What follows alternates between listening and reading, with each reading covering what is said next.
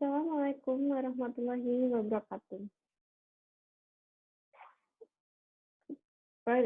Pada hari ini kita akan kuliah pada mata kuliah KKPK 2 ya. Materi kita hari ini adalah jenis persiapan dan perawatan operasi. Sebelum kita mulai perkuliahan, kita berdoa terlebih dahulu ya, agama dan keyakinan masing-masing. Berdoa dimulai.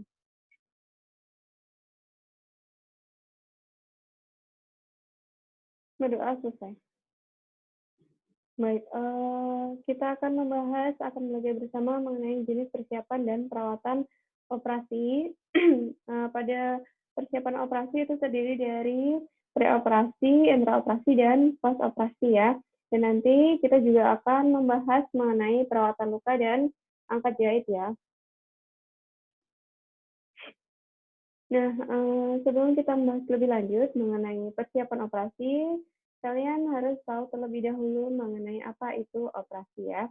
Operasi itu adalah tindakan pengobatan yang menggunakan cara invasif dengan membuka atau menampilkan bagian tubuh yang akan ditangani atau bagian tubuh yang akan dilakukan operasi ya. Sedangkan preoperasi itu adalah masa sebelum dilakukannya tindakan pembedahan ya, dimulai dari persiapan pembedahan dan juga diakhiri sampai di meja bedah ya. Jadi tindakan operasi itu dilakukan dengan membuka sayatan terlebih dahulu ya pada bagian yang akan ditangani. Kemudian diakhiri dengan melakukan penutupan dan penjahitan pada luka bekas operasi tersebut ya.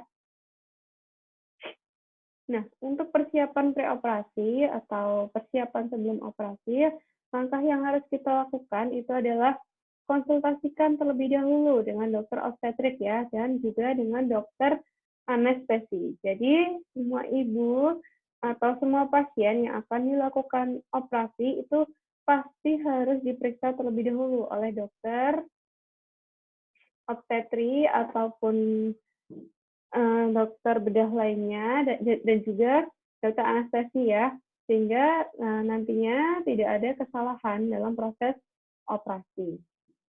Kemudian langkah yang kedua itu adalah premedikasi ya.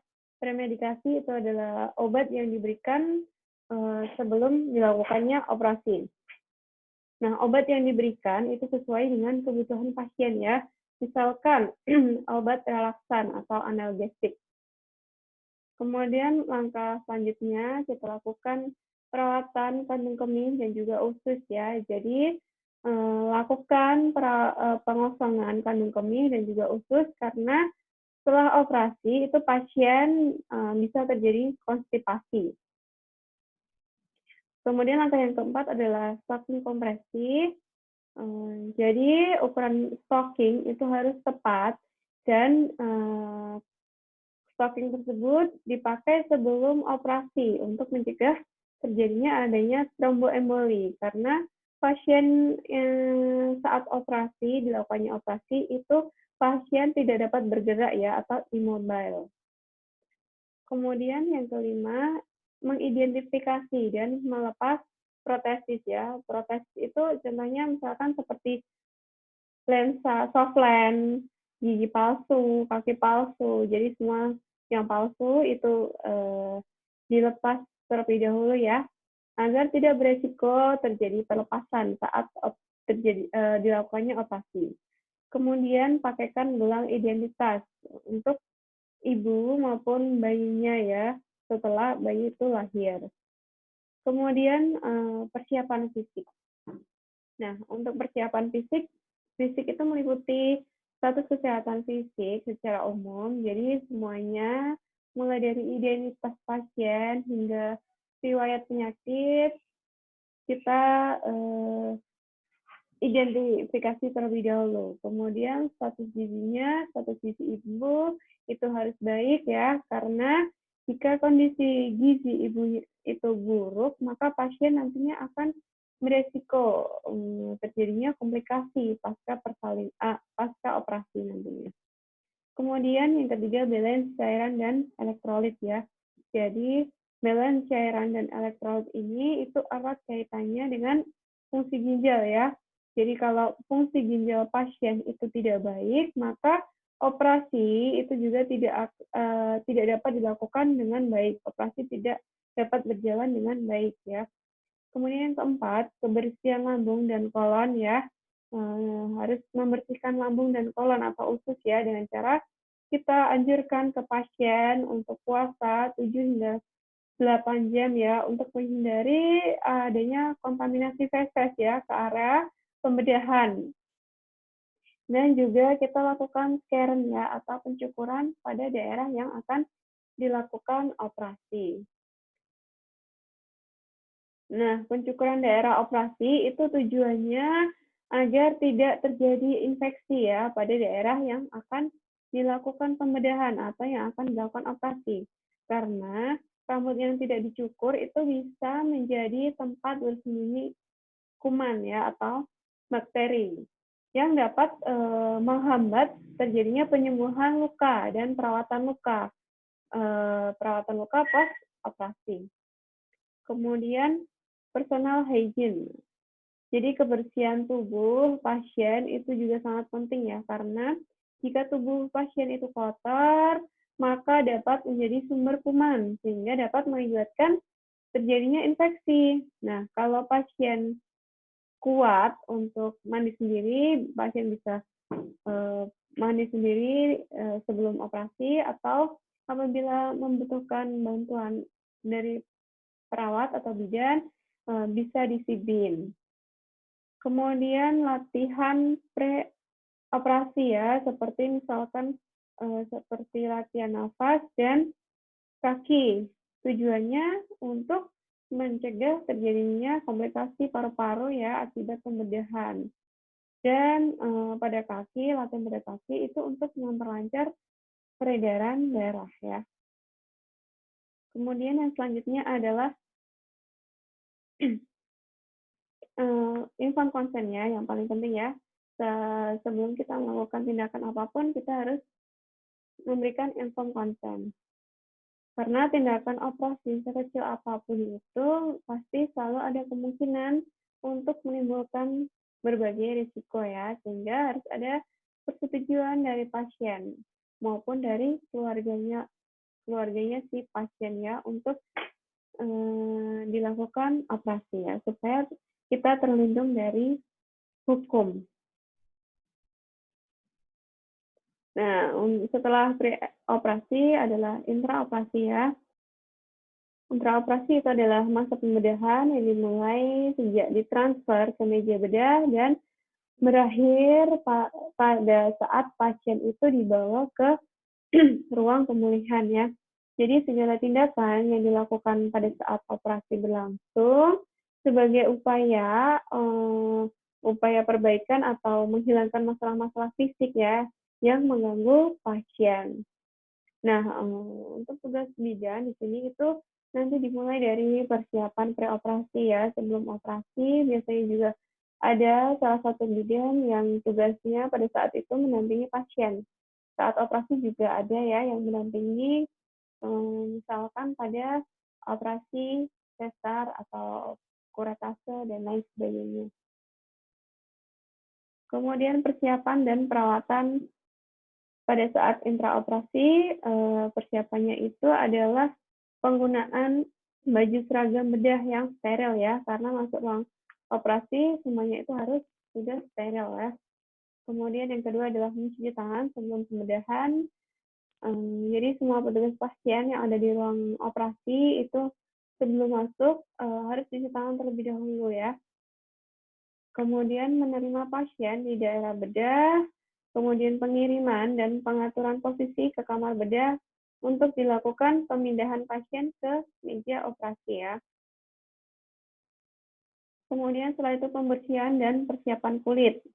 Kemudian penutupan daerah steril ya, menutup dengan kain steril yang sudah ada di ruang operasi. Kemudian pelaksanaan anestesi yang dilakukan oleh dokter anestesi pastinya ya, agar pasien itu tidak merasakan sakit ya, agar pasien tersebut baal saat dilakukan operasi. Kemudian pelaksanaan pembedahan atau pelaksanaan operasi ya. Nah, untuk prinsip dari tindakan operasi itu adalah asepsis ruangan, asepsis personal, asepsis pasien, dan asepsis instrumen. Asepsis itu adalah upaya dalam pencegahan mikroorganisme masuk ke dalam tubuh ya, yang dapat mengakibatkan terjadinya infeksi ya.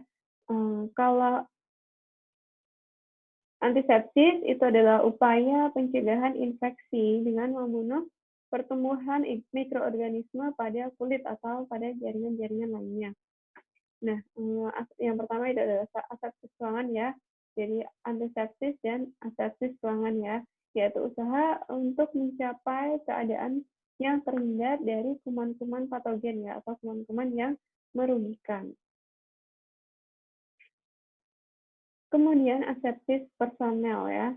Jadi semua anggota tim operasi itu harus memberikan penata laksanaan operasi ya secara asepsis dan juga secara antisepsis sehingga menghindari terjadinya adanya infeksi selama proses operasi dan juga menghindari terjadinya infeksi nosokomial ya, infeksi yang didapatkan dari rumah sakit.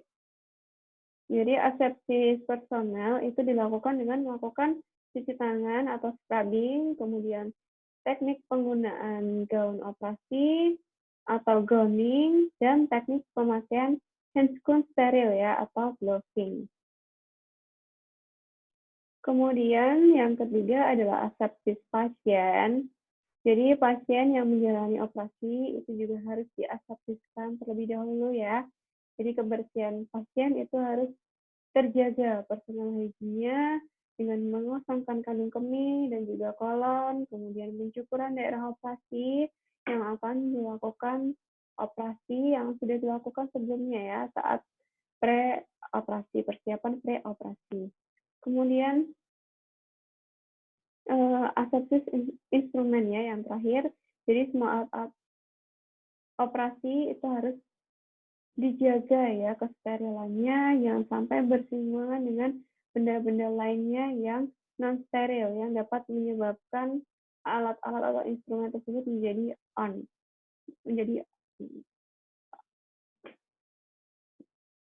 karena apabila menjadi off, instrumen-instrumen tersebut itu menjadi transmisi bakteri ya ke dalam tubuh pasien ya, jadi penghubung terjadinya infeksi ke dalam tubuh pasien. Nah, selanjutnya setelah selesai operasi, kemudian adalah post operasi ya. Post operasi ini adalah masa setelah dilakukannya pembedahan yang dimulai sejak pasien itu memasuki ruang pemulihan ya dan berakhir sampai evaluasi selanjutnya. Untuk tahapan tindakan pasca operasi ini adalah periode pemulihan segera dan juga tahap pemulihan berkelanjutan ya setelah fase pasca operasi. Nah, tindakannya pada saat post operasi atau pasca operasi ini adalah yang pertama, mempertahankan jalan nafas ya dengan mengatur posisi pasien, kemudian memasang suction dan pemasangan gudel pada pasien. Kemudian lakukan mempertahankan ventilasi atau oksigenasi dengan pemberian bantuan nafas ya melalui ventilator atau nasal kanul. Kemudian mempertahankan sirkulasi darah dengan pemberian cairan plasma expander ya. Pemberian cairan plasma expander ini dilakukan secara IV ya. Kemudian observasi keadaan umum, observasi vomitus atau mual, muntah, dan drainase. Jadi harus selalu observasi KU, keadaan umumnya, TTV-nya, suhu, tekanan darah, perdarahan, dan lain sebagainya. Nah, pada beberapa pasien ya, pada beberapa pasien post-operasi, itu ada kemungkinan terjadinya vomitus tadi ya, vomitus atau mual, karena efek dari anestesi yang dilakukan ya, karena sehingga harus selalu dilakukan pemantauan ya. Jadi juga harus adanya asuhan pasca operasi yang diberikan kepada pasien ataupun keluarga pasien ya. Kemudian untuk drainase itu juga sangat penting untuk selalu dilakukan ya. Dilakukan observasi karena kondisi perdarahan yang dialami oleh pasien selama jalannya operasi. Jadi harus selalu diperhatikan ya. Kemudian balance cairan atau elektrolit itu untuk mencegah terjadinya komplikasi lanjutan ya seperti misalkan dehidrasi akibat dari perdarahan yang terjadi ya. Jadi cairan harus selalu balance atau seimbang karena jika cairan itu berlebih, itu juga akan memperberat kerja dari jantung ya. Sehingga dilihat fungsi dari eliminasinya, apakah berfungsi dengan baik atau tidak ya, yang bisa dilihat dari input dan output pasien. Kemudian mempertahankan kenyamanan dan mencegah resiko injury ya. Jadi kenyamanan pasien setelah anestesi itu biasanya akan mengalami kecemasan ya. Pasien juga akan mengalami disorientasi dan juga akan beresiko besar untuk terjadi jatuh ya. Jadi tempatkan pasien pada tempat tidur yang nyaman dan pasang side rail-nya itu dipasang ya agar pasien itu tidak terjatuh ke bawah. Kemudian nyeri itu biasanya juga sangat dirasakan oleh pasien post-operasi ya, sehingga diperlukan adanya intervensi yang tepat untuk memblokade nyeri yang dirasakan oleh pasien tersebut.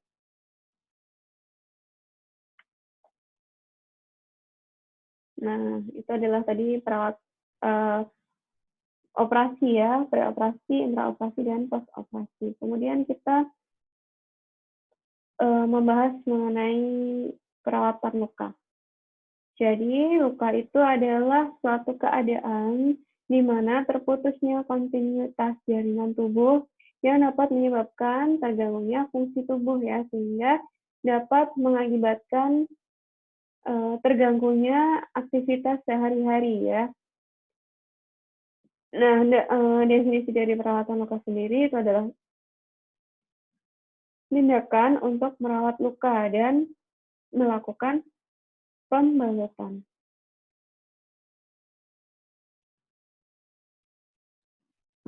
Nah, tujuannya itu adalah untuk mencegah terjadinya infeksi silang melalui luka dan untuk mempercepat proses penyembuhan luka. Jenis luka itu berdasarkan sifat kejadian, ada luka yang disengaja dan luka tidak disengaja. Untuk luka disengaja itu misalkan seperti luka terkena radiasi atau bedah ya. Kemudian kalau luka yang tidak disengaja, contohnya seperti luka terkena trauma, misalkan yang meliputi luka tertutup dan luka terbuka ya. Kalau luka tertutup itu berarti tidak ada robekan ya. Kalau luka yang ada robekannya itu adalah luka terbuka ya. Luka terbuka itu berarti terjadi robekan dan terlihat seperti luka abrasi ya, atau luka akibat gesekan. Kemudian luka puncture dan lacration. Luka puncture itu adalah luka akibat tusukan ya, dan lacration itu adalah luka akibat dari alat-alat perawatan luka ya. Jadi kalau luka puncture itu terkena benda tajam ya, akibat dari terkena benda tajam, dan lacration itu luka yang disebabkan oleh alat-alat yang digunakan untuk perawatan luka ya, seperti misalkan gunting anatomi, chirurgis, pinset, dan lain sebagainya. Nah, luka berdasarkan penyebabnya itu adalah luka mekanik dan luka non-mekanik ya. Kalau untuk luka mekanik itu terdiri dari vulnus visum atau luka sayat itu yang disebabkan karena akibat dari benda tajam ya. Kemudian vulnus contusum atau luka memar itu adalah cedera pada jaringan bawah kulit akibat dari benturan benda tumpul ya. Kemudian vulnus Kaseratum itu adalah luka robek, yaitu terjadi karena terkena mesin atau benda-benda lain yang menyebabkan robeknya jaringan rusak dalam. Kemudian vulnus puncture, vulnus punctum itu adalah luka tusuk ya, jadi luka tusuk kecil di luar tapi besar di bagian dalam. Kemudian vulnus seradum atau luka tembak itu akibat dari tembakan peluru ya. Jadi pada luka tembak ini biasanya bagian tepi luka itu terlihat kehitam-hitaman. Kemudian vulnus morsum itu adalah luka gigitan ya. Jadi nanti lukanya itu tidak jelas bentuknya. Kemudian vulnus abrasio atau luka terkikis atau abrasio itu jadi pada bagian luka dan tidak sampai pada pembuluh darah. Kemudian luka non-mekanik itu akibat dari zat kimia atau dari radiasi atau dari serangan listrik atau dari termik ya, termik atau panas.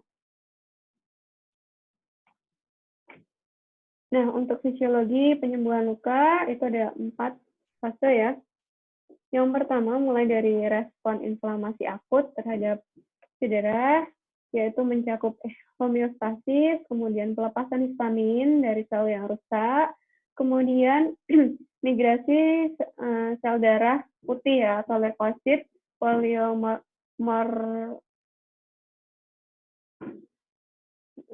leukosit polimorfonuklear dan makrofag ke bagian yang rusak. Kemudian fase destruktif, itu adalah fase pembersihan jaringan yang mati oleh leukosit dan makrofag. Kemudian fase proliferasi, itu adalah pembuluh darah baru itu menginfiltrasi luka. Dan terakhir adalah fase maturasi ya, yang mencakup reepitelasi, konstruksi luka, dan reorganisasi jaringan ikat. Ya, kita lihat fase-fasenya satu persatu.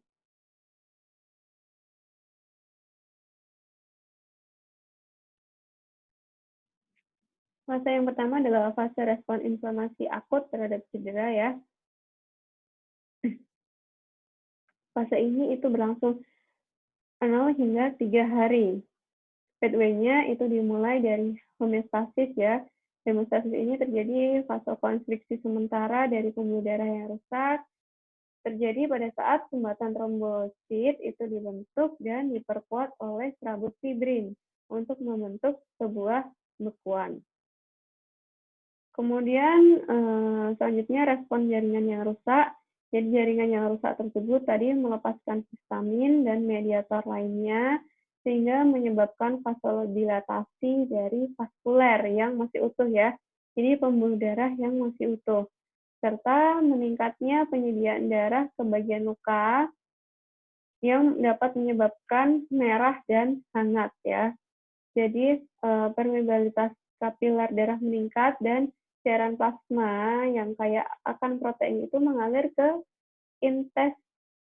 interstisial sehingga menyebabkan terjadinya edema luka.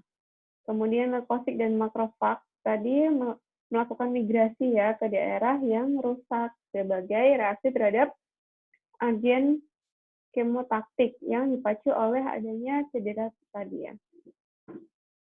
Kemudian implikasinya, itu bagian yang esensial dari proses penyembuhan luka, tidak ada upaya yang dapat menghentikannya, kecuali terjadi kompatemen tertutup. Kemudian pemberian preparat topikal seperti antiseptik, antibiotik, dan krim asam. Nah, untuk fase yang kedua adalah fase destruktif ya, di mana polimorf dan makrofag itu akan membersihkan jaringan yang mati dan bakteri-bakterinya ya, serta mengeluarkan jaringan yang mengalami desitalisasi dan fibrin yang berlebih untuk merangsang pembentukan fibroblast sehingga dapat menghasilkan faktor yang merangsang angiogenesis. Nah, implikasinya Polimorf dan makrofag itu mudah dipengaruhi oleh turunnya suhu pada tempat luka, sehingga aktivitas mereka itu dapat dihambat oleh agen kimia, kemudian hipoksia, dan penumpukan limbah metabolik karena buruknya perfusi jaringan. Ya. Jadi fase ini itu umumnya berlangsung selama 1 hingga 6 hari. Kemudian fase ketiga adalah fase proliferasi. Fase proliferasi ini pathway-nya adalah fibroblast, itu meletakkan substansi dasar dan serabut kolagen, serta pembuluh darah baru itu mulai menginfiltrasi luka ya. Jadi proses angiogenesis atau tunas endotelial membentuk kapiler. Kemudian bekuan fibrin dikeluarkan dari luka sehingga inflamasi itu akan berkurang. Kemudian akan terjadi granulasi ya, atau munculnya jaringan baru yang dibentuk dari gelung kapiler baru, dan warnanya itu berwarna merah terang. Implikasinya gelung kapiler yang baru dan banyak tersebut itu sangat rapuh, kemudian mudah rusak. Jadi jangan menarik balutan luka dengan kasar ya, jadi harus berhati-hati. Kemudian vitamin C itu penting untuk sintesis kolagen ya, agar kapiler baru itu tidak rusak. Kemudian hindari defisiensi besi ya, hindari kekurangan besi. Kemudian hipoproteinemia dan hipoksia itu hindari juga ya. Kemudian proses proliferasi ini lambat ya, akan terjadi lambat pada lansia ya. Dan terakhir, itu tadi fase proliferasi itu berlangsung 3 hingga 24 hari ya. Nah, untuk fase maturasi itu pathway-nya epitelialisasi, kontraksi, dan reorganisasi jaringan ikat. Serabut kolagen mengadakan reorganisasi ya, dan kekuatan pegangan luka itu menjadi micat. Kemudian vaskularisasi jaringan parut itu menurun dan warna merah itu berubah menjadi putih. Implikasinya, luka akan sangat rentan terhadap trauma mekanis. Kemudian epitelialisasi lebih cepat 3 kali pada lingkungan yang lembab ya. Jadi pada balutan eksklusif atau semi-permeable daripada di lingkungan yang kering. Kemudian fenomena kontraksi fisiologis tempat luka sehingga minim terjadinya jaringan parut. Nah, fase maturasi ini berlangsung 24 hingga 365 hari ya, atau 1 tahun. Nah, itu tadi fase-fase fisiologi luka, penyembuhan luka.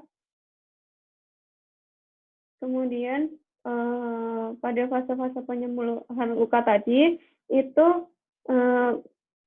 pada kenyataannya fase-fase penyembuhan luka tersebut itu saling tumpang tindih ya, dan durasinya itu pada setiap fase serta waktunya pada saat penyembuhan luka. Fase penyembuhan luka yang sempurna itu sangat bergantung pada beberapa faktor ya. Nah, faktor-faktor tersebut itu yang pertama adalah vaskularisasi ya. Vaskularisasi ini akan mempengaruhi luka ya, karena luka itu membutuhkan keadaan di mana peredaran darah yang baik sehingga dapat terjadi pertumbuhan dan perbaikan sel. Jadi membutuhkan keadaan peredaran darahnya itu harus baik ya, vaskularisasinya harus baik. Kemudian status gizi ya. Status gizi meliputi asupan proteinnya untuk mensuplai asam amino yang dibutuhkan oleh tubuh untuk perbaikan jaringan dan untuk regenerasi. Kemudian vitamin A dibutuhkan untuk epitalisasi. Kemudian vitamin C dibutuhkan untuk sintesis kolagen dan integritas kapiler, dan zat besi itu untuk sintesis hemoglobin yang bersama-sama dengan oksigen yang diperlukan untuk membawa oksigen ke seluruh tubuh. Kemudian yang ketiga juga dipengaruhi oleh kebiasaan merokok ya. Kebiasaan merokok itu akan memperburuk perfusi jaringan ya. Perfusi jaringan itu adalah aliran cairan melalui sistem peredaran darah ya. Jadi seperti yang kita tahu bahwa efek merokok itu salah satunya itu dapat menghambat suplai oksigen ke seluruh tubuh ya. Kemudian yang keempat itu adalah usia. Jadi semakin bertambahnya usia itu akan menurunkan fungsi dari koagulasi atau fungsi dari pembekuan darah ya. Jadi proses pembekuan darah itu akan semakin bertambah usia itu akan semakin melambat ya proses koagulasi atau proses pembekuan darah ini. Kemudian yang selanjutnya adalah obesitas. Jadi jaringan lemak itu akan menyebabkan suplai darah itu menjadi tidak adekuat ya, sehingga akan memperlambat proses penyembuhan luka dan akan menurunkan resistensi terhadap infeksi. Jadi akan menurunkan kekebalan tubuh terhadap infeksi. Kemudian diabetes mellitus. Jadi adanya gangguan sirkulasi dan perfusi jaringan ya pada penderita diabetes mellitus. Kemudian yang selanjutnya adalah obat-obatan inflamasi itu akan menekan sintesis protein ya dan juga inflamasi atau peradangan ya. Kemudian yang kedelapan adalah infeksi. Infeksi itu dapat menyebabkan peningkatan inflamasi dan juga nekrosis yang dapat menghambat dari penyembuhan luka. Nah, untuk indikasi dari perawatan luka, itu yang pertama adalah balutan kotor dan basah akibat dari eksternal, jadi akibat dari faktor-faktor luar ya. Kemudian indikasinya juga ada rembesan eksudat, kemudian ingin mengkaji keadaan luka, kemudian dengan frekuensi tertentu juga untuk mempercepat debridement jaringan nekrotik. Jadi apabila terdapat tanda-tanda itu maka perlu dilakukan perawatan luka ya. Nah, untuk persiapan perawatan luka, itu yang pertama kita siapkan alat-alat dan bahannya terlebih dahulu. Alat-alat dan bahan itu ada pinset anatomis, minusserologis, gunting steril, betadine dalam tempatnya, NaCl 0,9%, kemudian gunting perban atau gunting perban ya, gunting perbannya itu tidak steril, tidak apa-apa, kemudian plaster atau pembalut, kemudian bengkok, kasa steril, dan mangkok steril, serta handscoon-nya itu harus steril ya. Nah, untuk prosedur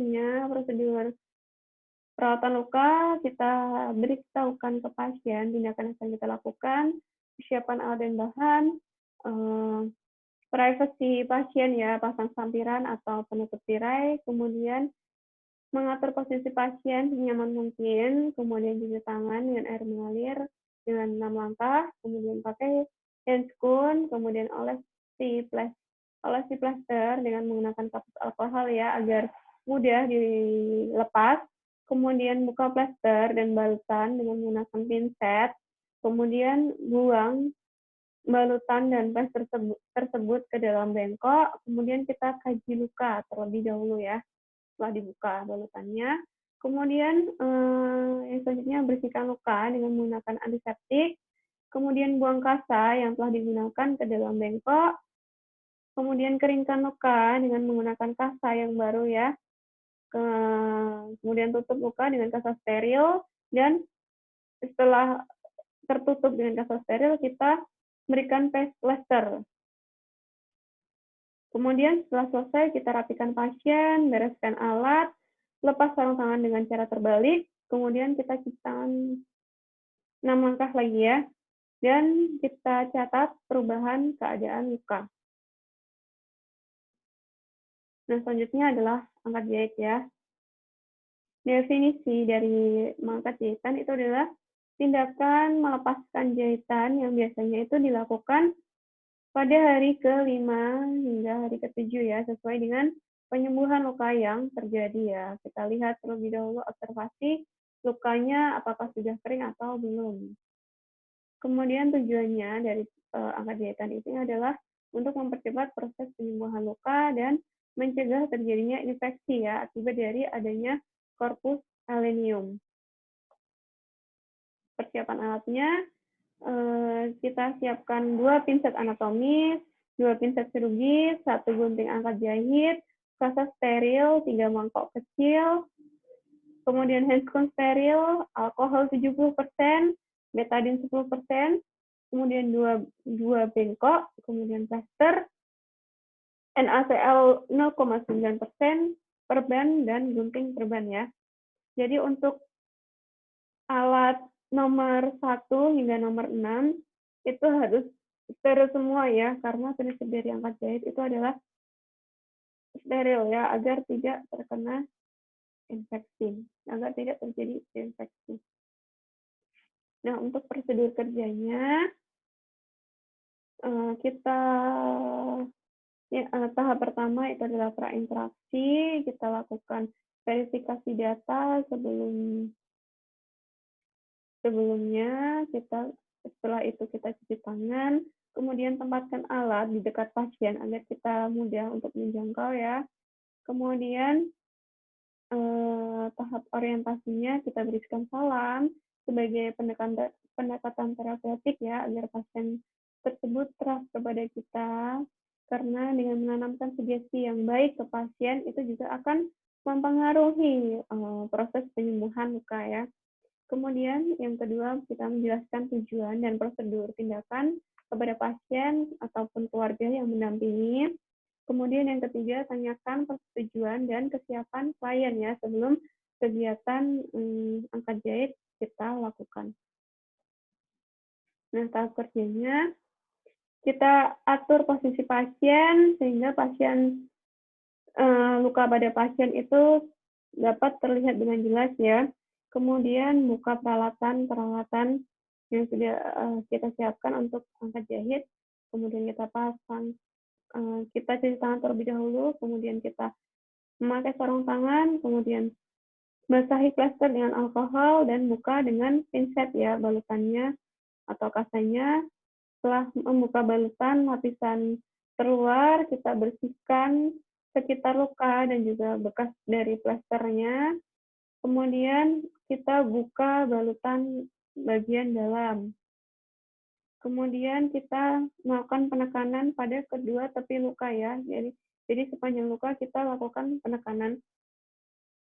Setelah itu kita bersihkan luka dengan menggunakan cairan NaCl 0,9%. Kemudian diinfeksi luka dengan iodin povidin, betadine 10% ya. Kemudian letakkan kasa steril dekat dengan luka. Kemudian kita tarik simpul jahitan sedikit ke atas secara berhati-hati ya, dengan memakai pinset kirurgis ya, sehingga benang yang berada di dalam kulit itu terlihat. Kemudian gunting benang dan tarik dengan hati-hati ya. Kemudian buang kasa ke bengkok. Kemudian bilas dengan menggunakan cairan NaCl 0,9%. Kemudian kita lakukan kompres betadine ya pada luka atau memberikan obat, dan juga menutup dengan menggunakan kasa steril. Kemudian setelah itu kita pasang plester pada seluruh tepi kasa atau 4 sisi ya, atas, bawah, kanan, kiri. Nah, tahap terminasi, tahap terakhir itu adalah kita lakukan evaluasi hasil tindakan, kemudian kita berpamitan kepada pasien, dan kita bereskan dan kembalikan alat-alat ke tempat yang semula. Setelah itu kita cuci tangan dan catat kegiatan dalam lembar catatan keperawatan. Nah, materi kita selesai ya untuk materi mengenai persiapan operasi, perawatan luka, dan angkat jahit. Ini adalah pertemuan terakhir saya ya pada KKPK 2. Kemudian nanti materi selanjutnya akan disampaikan oleh Bu Emi ya.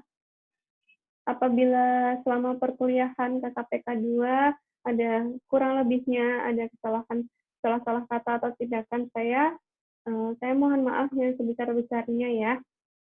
Semoga materi yang sudah saya sampaikan pada pertemuan pertama hingga terakhir ini bermanfaat, kalian paham apa yang sudah saya sampaikan, dan dapat kalian terapkan nantinya pada saat kalian praktek ya di lapangan.